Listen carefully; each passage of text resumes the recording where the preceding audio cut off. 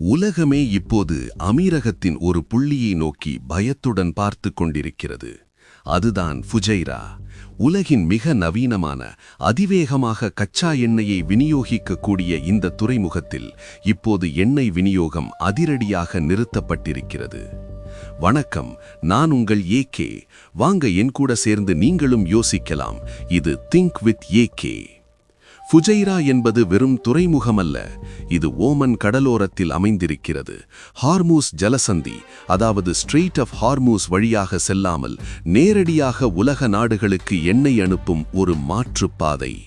Bloomberg வெளியிட்டுள்ள செய்தியின்படி Kuwait நாட்டு எரிவாயு கப்பல் ஒன்று இங்கே ட்ரோன் தாக்குதலால் சேதமடைந்துள்ளது. இங்கிருந்துதான் ஆசிய நாடுகளுக்கான 70% எரிபொருள் விநியோகம் நடக்கிறது. இலங்கை ஏற்கனவே பொருளாதார ரீதியாக பலவீனமாக இருக்கும் ஒரு நாடு. சர்வதேச எரிசக்தி முகமை எச்சரிப்பது போல மசகு எண்ணெய் விலை பீப்பாய் ஒன்றுக்கு $150 தாண்டினால் இலங்கையால் அதை தாங்க முடியுமா?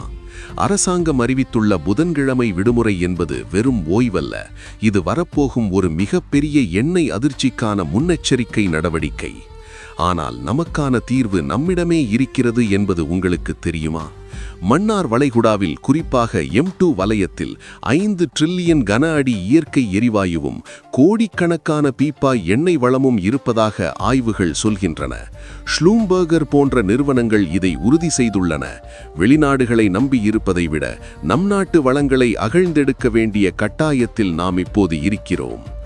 இலங்கை 2022 சந்தித்த அந்த இருண்ட நாட்களை மீண்டும் சந்திக்கப் போகிறதா, அல்லது ஃபுஜைரா போன்ற உலகளாவிய நெருக்கடிகளிலிருந்து பாடம் கற்றுக்கொண்டு நம் சொந்த காலில் நிற்கப் போகிறதா? எதையும் அப்படியே நம்பாதீர்கள். அதன் ஆழத்திற்கு சென்று ஒரு நிமிடம் சிந்திப்போம், செயல்படுவோம். என்றும் உங்கள் ஏகே.